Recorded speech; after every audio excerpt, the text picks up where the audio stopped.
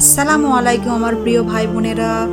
রানী বিলকিসের সেই বিশাল সিংহাসনটি একজন ইমানদার ব্যক্তি চোখের পলকে হাজির করে দিয়েছিলেন হযরত সুলাইমান আলাইহিসসালামের দরবারে। তারপর যা ঘটেছিল তাতে সবাই রীতিমতো অবাক হয়ে গিয়েছিলেন। আজ জানাবো রানী বিলকিস এবং হযরত সুলাইমান আলাইহিসসালামের সেই বিস্ময়কর ঘটনা। সুলাইমান আলাইহিসসালাম ছিলেন একটি দেশের বাদশাহ, আবার নবীও, তাই তার দায়িত্বও ছিল অনেক। তিনি পশু পাখিদের ভাষা বুঝতেন। আল্লাহ তাআলা তাকে এই অলৌকিক ক্ষমতা দান করেছিলেন। রাষ্ট্রের গোয়েন্দাগারি সংবাদ আদান প্রদানে হুদহুদ পাখি ব্যবহার করেছেন। আল্লাহ তাআলা বলেছেন, সুলাইমান আলাইহিসসালাম পাখিদের খোঁজ খবর নিতে গিয়ে বললেন, আমি যে হুদহুদকে দেখছি না, কারণ কি? সে কি অনুপস্থিত? সূরা নামল 20। হুদহুদ সুলাইমান আলাইহিসসালামের অত্যন্ত অনুগত ছিল। অন্য রাষ্ট্রের দরকারি খবরাখবর নিয়মিতই সুলাইমান আলাইহিসসালাম হুদহুদের মাধ্যমে নিতেন। সুলাইমান আলাইহিসসালামের এই হুদহুদের নাম ছিল ইয়াফুর। একদিন হুদহুদ বলল, বাদশাহ নামদার, খোঁজ নিয়ে জানলাম ইয়েমেন দেশটি চালান একজন নারী, কিন্তু তিনি অগ্নিপূজক। নাম তার বিলকিস বিনতে সারাহিল।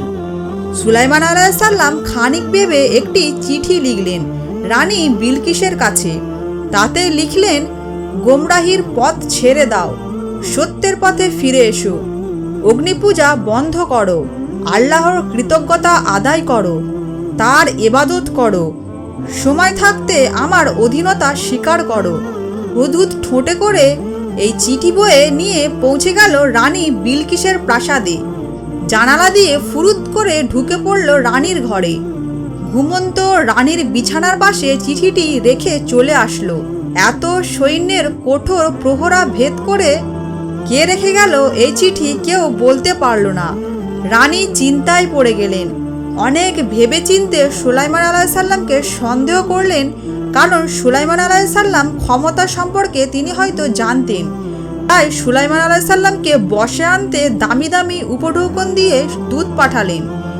সুলাইমান আলাইহিসসালাম আল্লাহর নবী, তিনাকে অত সহজে কেউ বশ করতে পারবে না।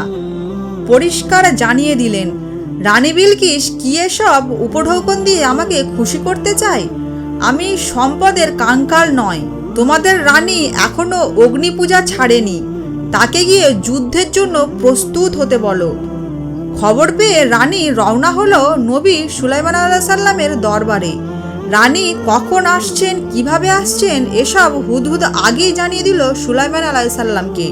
হোক না অগ্নি উপাসক, কিন্তু তিনিও তো একটি দেশের রানী, তারও সম্মান আছে, মর্যাদা আছে। সুলাইমান আলাইহিসসালাম আজ দরবারকে সুন্দরভাবে সাজালেন। এখানে সেখানে ছড়িয়ে ছিটিয়ে দিলেন সুন্দর সুন্দর ফুল ও সুগন্ধি।